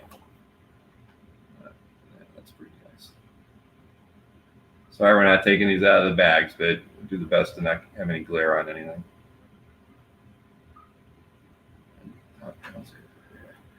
Very cool. God, I don't even know what company this is. Is this DC? Arsenal. It's DC. DC, yeah. Arsenal #2 cover, Rick Mays and Sean Parsons. I'm not familiar with the title, but it's a cover. Arsenal #2 cover for DC from 1998. Interesting. Let's see what else we got. Yeah, I'd show off the Mafood because there's a lot of people who like Jim's work. Oh, and he's rep by Felix now. So I've never even heard of the artist. Jim Mafood, girl and some crazy animals. Yep. Interesting piece. Ooh, Superman. Yeah, that's a nice one by Jurgens. Jurgens, look at that Superman 84 splash page. Sort of cool. I'm just pulling out the interesting stuff. Dan Jurgens, yeah. Journey into Mystery 519 splash page. Randy Green and Rick Ketchum. What is the larger behind you? Oh, is there another one? Yeah. We'll show that. Oh, sure. Yeah, Kirby Ears. Tales to Astonish 31. I like it. It's like a Reed Richards type guy. I thought this is Kirby Ears pre-hero. It's sort of cool. The guy looks just like Reed Richards, but I love it. He's an artist. A spaceship drops a pen out of the spaceship, and anything the guy draws comes to life. That's the story. But I like it. I get a kick out of it. It's pre-FF1, and the guy looks just like Reed Richards. So from Tales to Astonish 31, Kirby Ayers. That's the pen. Anything he draws comes to life. He draws grapes, and there's the grapes on the ground. So pretty cool. You guys like this? Listen, we could do more. I have probably 8,000 to 10,000 pages like this upstairs, but a lot of them are just blah blah. But some are cool. Chris Bacallo. I know you say Bacallo. Is it Bacallo? I would say Bacallo. I always say Bacallo, but anyway, this is Upper Deck card art by Bacallo. Pretty cool, nice cap, Iron Man, Thor, and it says Upper Deck card art. Don't know of it, from 2005, sort of cool. Wow. This is here. I'll just show that one. Open that one up. Sure. You open that one up. That one you should put with that one, but you can at least tell them you got it. Oh, okay. Another Don Heck Cockrum. Marvel Presents 32-page, real nice Sunfire story from 1989. Oh, good. As long as you aren't bored, guys, we'll do this. We can do this a lot. And listen, people can email. Oh, we should pull that one out too. Yeah, there was a DPS in there too. But this is wow. This is Dan Jurgens from Holy Toledo. This is JLA 72, page 2 and 3 from 1993, and with Rick Burchett inks. Wow, look at this monster. Double spread splash of Martian Manhunter. Yeah, wow. Destiny's Hand. That's pretty cool. Yeah, that is a nice one. Double spread splash. Yeah, Demon's exactly. And see, this is what it's like when I come over here. I can look at that one too. Spend hours. I'm sure this one probably has value to the right guy. Check out that Mike Allred. That is awesome. Don't know if it was used for something or whatever, but that's a gorgeous one. And he even did some tones on the body, like little wash tones. Really cool. Mike Allred piece there. I know this is cool. Yeah, I know Todd Knockart normally doesn't go for a whole lot, but check that out with everybody on it. Check out that splash page with almost the whole DC universe on it, for crying out loud. Holy moly. From Young Justice, Sins of Youth, #2. But look at that semi-splash. Very, very cool. Yep, and this is Aaron Lopresti from 2007. Holy, we're going to both have to hold that. That's Fantastic Four X-Men wraparound merchandising poster artwork. You got to be kidding me. You got the FF and Galactus over there. You got the X-Men in their early costumes on the other Holy side. moly. Check that one out. Wowza. That is a good one. I'm just going to pull it. It's a doozy. It's a doozy. Oh, yeah. You might, yeah. All right. Wowza. And that's just the one half of it. And the other half. All right, let's see. Aaron Lopresti, 2007. It said it was a merchandising wraparound thing for something Fantastic Four X-Men. It didn't really. Yeah, Fantastic Four / X-Men wraparound merchandising poster. Or that's at least that's what I had on it when I got it. Here's a Dan Brereton Thrill Killer #1. Oh, another full page 39 from 1997. Oh, I've sold 2 pages from that already. Full splash. Yeah. Thrill Killer. That is pretty nice. Always love Dan's work. From 97. Wow. That's cool. Check this out. Zach Howard. I know he worked for DC. Beautiful. I don't know if it's published or not, but a beautiful Batman pinup. That's a cool one. I love what they did with the cape in the back. Almost looks like Nightmare Before Christmas, huh? What they did with his cape. Very, very cool. Here you go. 3 pieces there. Paul Ryan, Superman, Man of Tomorrow. Very cool with Superman throughout.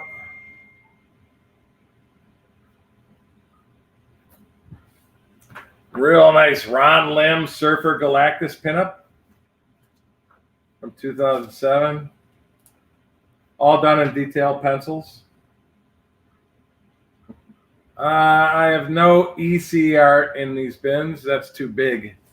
But I do have EC art. But Kevin Nolan, real nice Spidey pinup. Kingpin, Rhino, Doc Ock, Green Goblin, Hammerhead, Vulture, Lizard, Spidey. Holy moly. Really cool Kevin Nolan. Sorry, I'm kind of. Is this just one or is this 2? I think it's one. Wow, check that out. Mike Deodato. Is this published? No, probably not. Mike Deodato. Wow. The Death of Gwen. How about that, huh? Mike Deodato from 2010.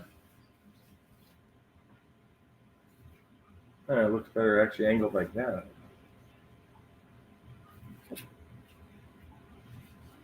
Beautiful piece there.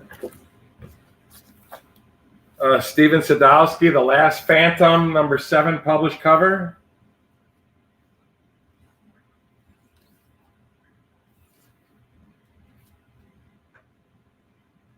From 2011.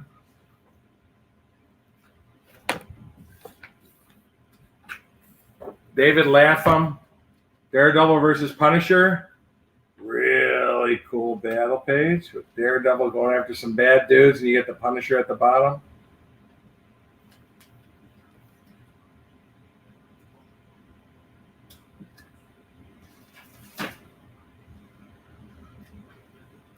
Bricks. Roger Cruz Brigade #15 cover from 1994. That's an Image cover. A Herb Trimpe. Oh, later, but. Oh, okay. Not a lot on it from the classic. Remember, Hulk 393 is the anniversary issue. Not a whole lot on it, but Herb Trimpe from Hulk 393. That's the classic green foil Keown Hulk cover. I used to own it, but it's from Hulk 393. Justice League. Oh, bunch of heroes on it. Justice League Task Force cover by Sal Velluto. #26.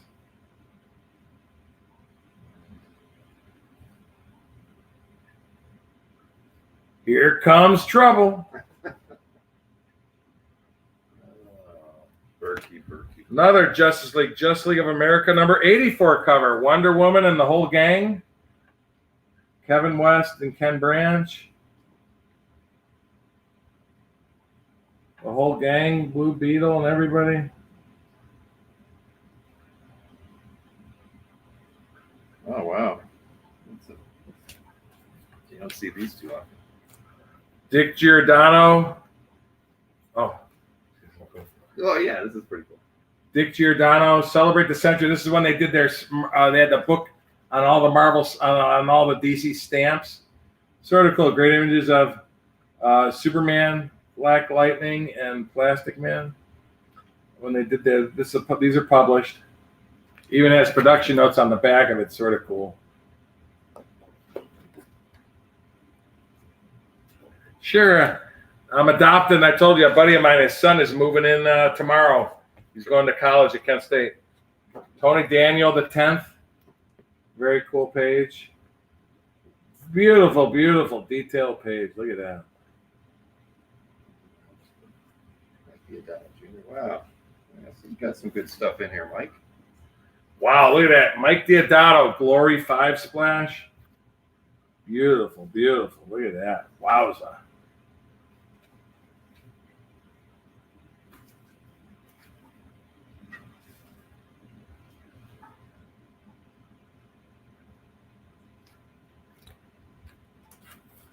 Ali Garza, Generation X, nice X-Men page.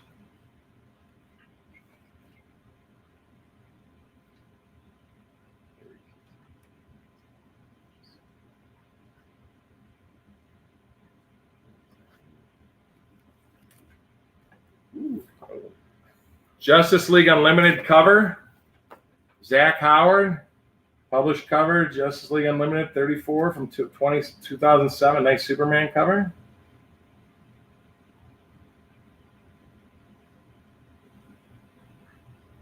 I think some people are going to be interested in this one. In this one? Uh-oh. Yeah, that's what I said. Well, I'm sure, that's a good page. Yeah, George Perez, New Titans page.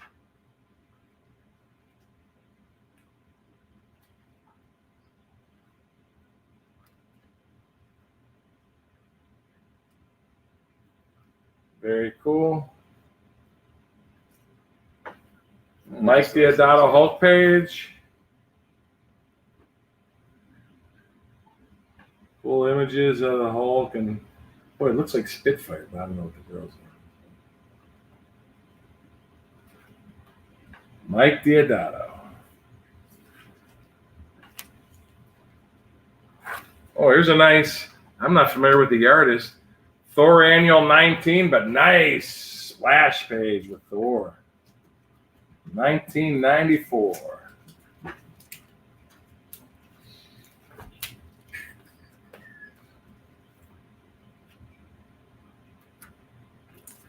For the people in the card art, Hector Gomez, Ultraverse card art. Nice prime painted card art piece. It says card number 101 prime, but painted art.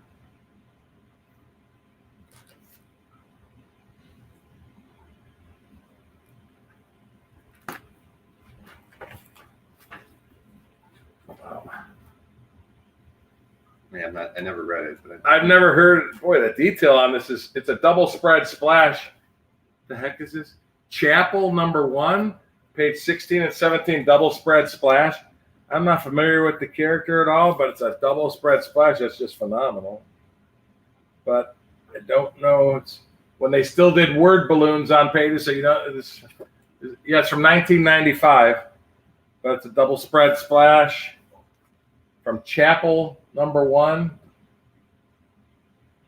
I don't know if it's the guy, almost looks like the Spawn guy before he became Spawn. Ryan Sook, Batman pinup. Sort of cool. What's it saying? Toy art. Ryan Sook. Whoa, check that out. Almost looks like a A Bad Batman. What's from the Authority? It's Authority. Oh, yeah. It's an Authority cover. Yeah, Authority cover, Glenn Fabry. All right, let me do it. There we go. Authority, the Magnificent #5 cover, Glenn Fabry.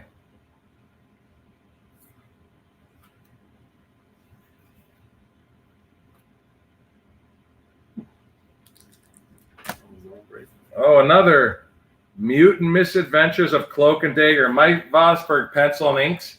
Another nice full Thor splash published. For Odin, I say thee, Bill again. Thanks, Mike. Shoom. Nice Thor splash from 1989. And like I said, it isn't a bragging thing, but like I said, I probably got about 8,000 pages upstairs. But I mean, I thought people would be bored. I could do this all the time with Bill. Dave Cockrum drew Wonder Woman. Are you kidding me? Yeah, I didn't even know that. I did. Dave Cockrum, Wonder Woman Annual 5. Dave Cockrum, inked by Norm Brayfogle. Holy moly. From 1996.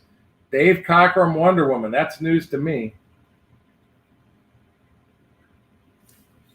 Very, very interesting. Another David Lapham, really cool. Daredevil versus Punisher. Dave Lapham, pencil inks. Very cool Punisher at the top. Colleen Durant. Wow, Colleen Durant, a Distant Soil painted cover.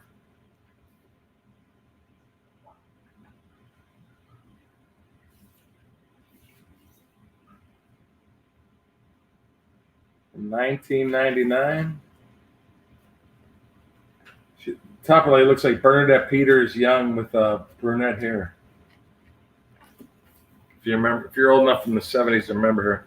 Another David Lapham, Daredevil Punisher, and we got bricks and a nice Daredevil.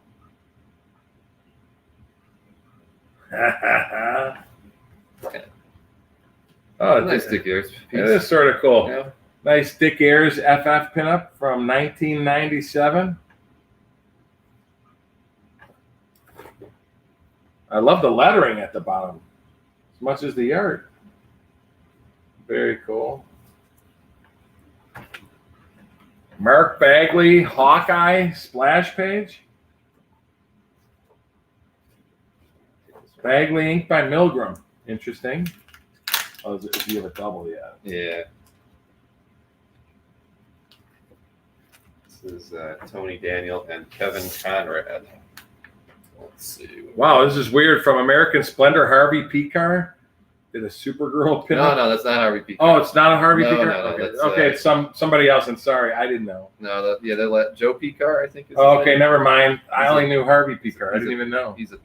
No, I don't think Harvey could draw. Oh, okay, I didn't know. All right, so this is Tony Daniel, Kevin Conrad. This is from Teen Titans from 2006. This is issue 36, pages 4 and 5. Oh, sorry. Check that out. Tony Daniel? Yeah, Tony Daniel. Tony Daniel Kevin Conrad. and Kevin Conrad.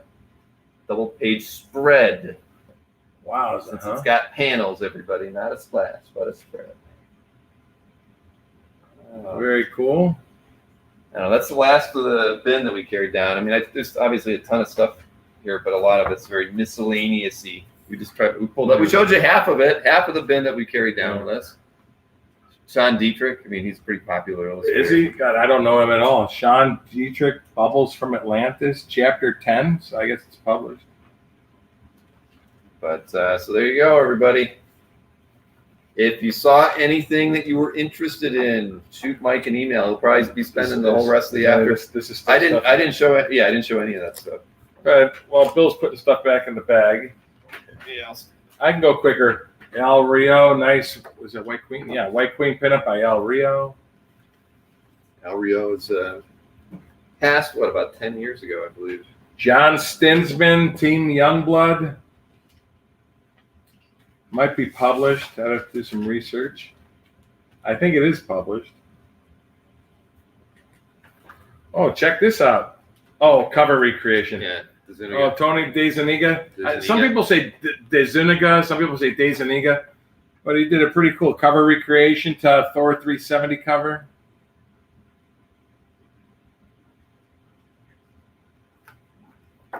Did he date it? He didn't date it. But a very cool piece. Well, I'm just going to get these. Ty Templeton X-Men pinup.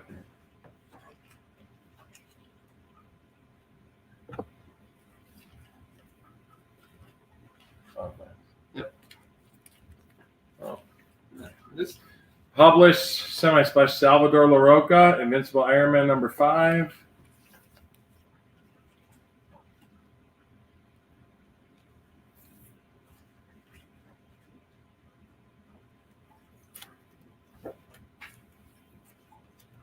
Ed Benes, Artemis Requiem. So you can see why this is so tough going through all these bins, everybody, because there's no order or rhyme or reason for the pieces being in there. They're just, as Mike got them in, they just work their way into a bin, and then... Kurt Swan page, but no Superman on it. Yeah. Oh, here's a nice Bob Budiansky, a nice Namor page. Yeah, I thought that was a good one. Prince Namor, number 3. 1984. Bob Budiansky. He didn't do a whole lot of stuff. You know, of course, famous for Ghost Rider. Mm-hmm.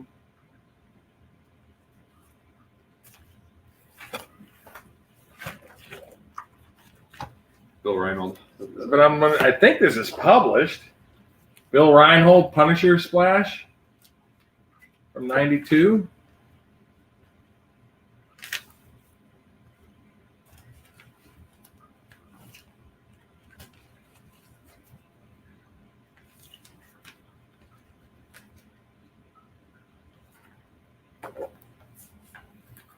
Ooh. Yeah, it's a Moon Knight, but Moon Knight, Chris Warner. Fist of No Show. Yeah, Chris Warner, inked by Coverberg. Nice 1985 Moon Knight. Interesting page by Chris Warner.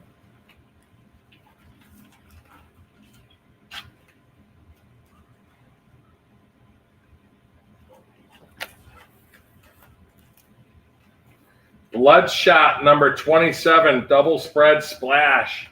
Sean Chen, inked by Dick Giordano. Very cool double spread splash from Bloodshot number 27 from the original series. And that's Bloodshot, messing up all these dudes. Double spread splash.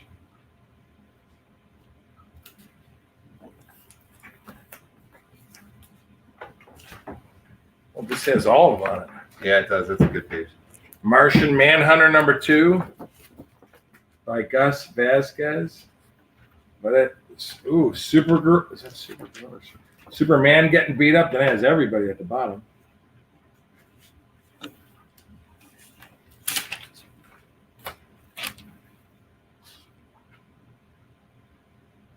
You showed all these, right? No, we didn't show any of them. These ones here? I don't think so. No, I don't think we did. Oh, We did not. Yeah, we just pulled them then. We didn't show those ones. All right. So that's why it didn't look familiar. All right. Yeah, I have some other good ones. Check this out. Okay, there's a few pieces we didn't show that are better. I believe it's from the 1960s. Dan Spiegel, Dr. Solar cover.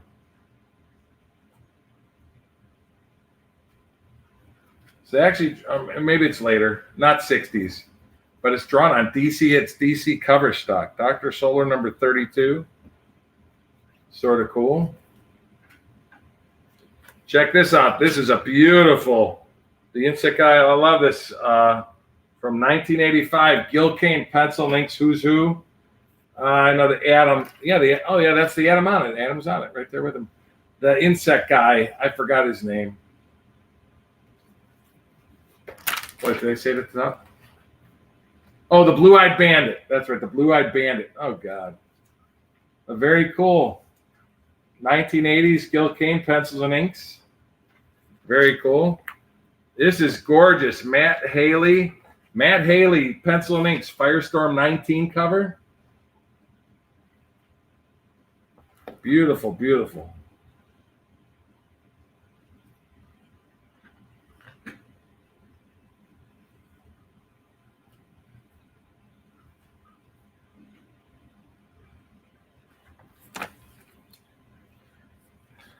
Barry Kitson, Sword of Azrael cover.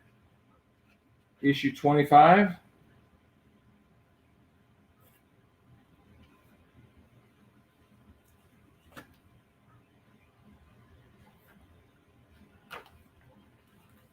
This is gorgeous, man. Mike Plug, Rip Van Winkle pinup. Done on 11 by 17 paper. But the detail on this thing is extraordinary. Rip Van Winkle, Mike Plug.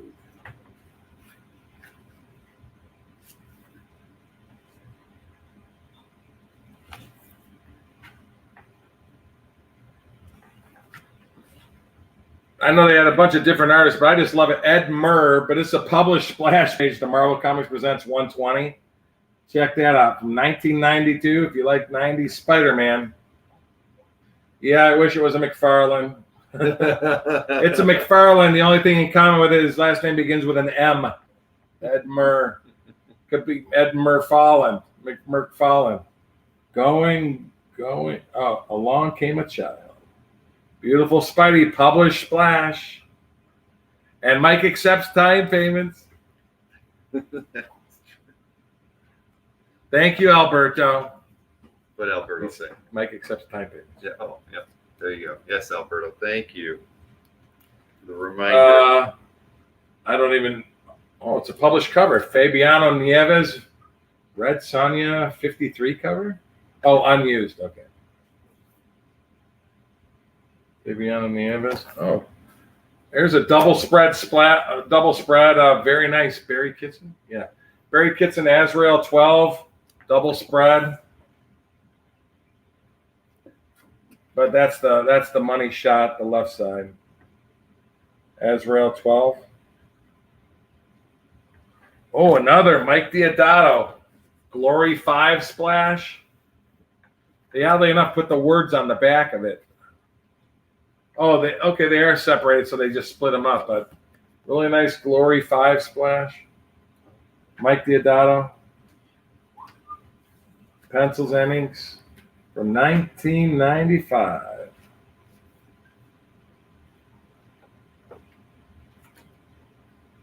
Yeah, and Mike prefers checks. Yeah.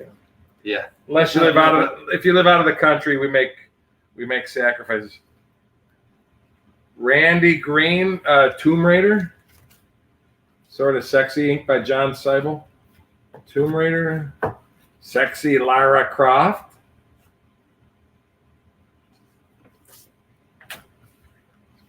Wow. This is the JLA Cyberforce. Doug Mankey, very cool. JLA Cyberforce. Yep, this is about it. This little stack here. Oh. Jerry Bingham, for First Comics, Warp. One of the early indie books. Gustovich Inks. Mike Gustovich from Cleveland, Ohio. Yeah, yep. Warp. Sort of interesting from 84. Derek Aqua. How do you pronounce it? Aquin? I always say Aquoin. I would say Aquoin. Aquoin. Very nice. Avengers United. They stand. Nice action page. The Collector, and there's Billy Cap. Billy Captain America. Is it the Vision? Did you say so? Yeah, there's Vision. I think. Yeah. Just craziness. 2000. This is a double page spread. Oh, another double page spread from the same storyline. Oh, this is in the Collector's. Oh, this is all the characters that the Collector has collected. So everybody's in little cages. Very, very cool. The Collector's Collection. Check that out. They're all collected. That's kind of another page. Chick Batman Hollywood Night, but it has Superman on it. Dick Giordano, Hollywood Night. 2001 with Superman on it. Another one from the same story. We got Robin on it.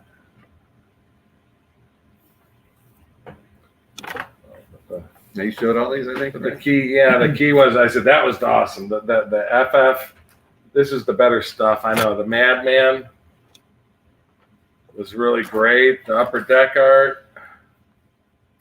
The Kirby Airs. Tales to Astonish. I think we had that, the Randy Green splash. Yeah, the Tangerines one's awesome. Yeah, that's Superman by Jurgens. So I'm just going through this last pile. The Jim Food. See, God, I've never even heard of them before. You guys know that stuff. I know. I'm a 60s, 70s guy. Graham Nolan cover. Yeah, the Don Heck. The Kerry Gamble splash. Talking Dead, yeah.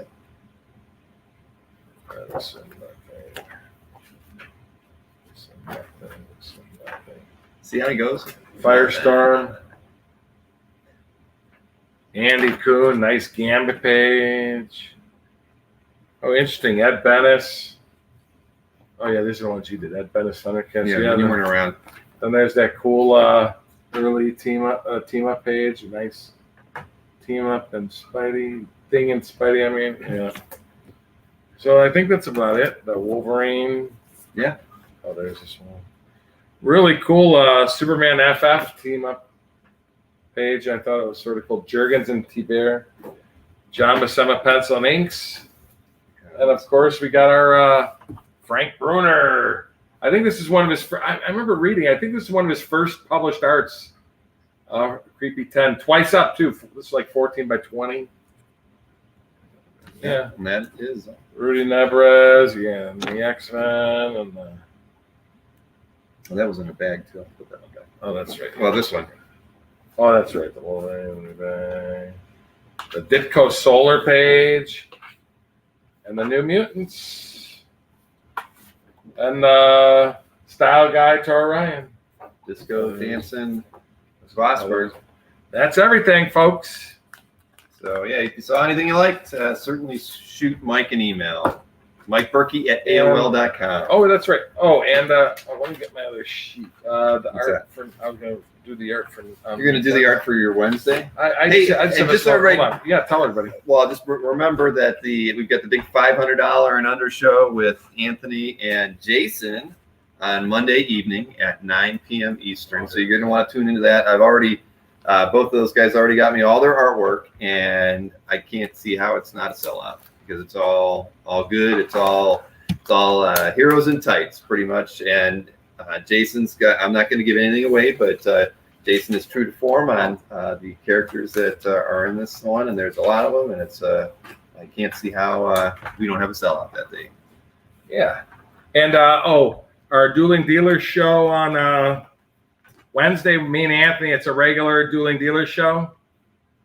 I have art. I haven't finalized it all, but I have art by Ken Lashley, Paul Pelletier, Dick Giordano, Dennis Cowan, Alfredo Alcala, John Romita Sr., Jose Luis Garcia Lopez, Mike Waringo, Greg LaRoque, Bob Brown, a real nice Bob Brown Avengers, Howard Porter, Gil Kane, and Al Milgram. So that's some of the art for Wednesday's Dueling Dealers show.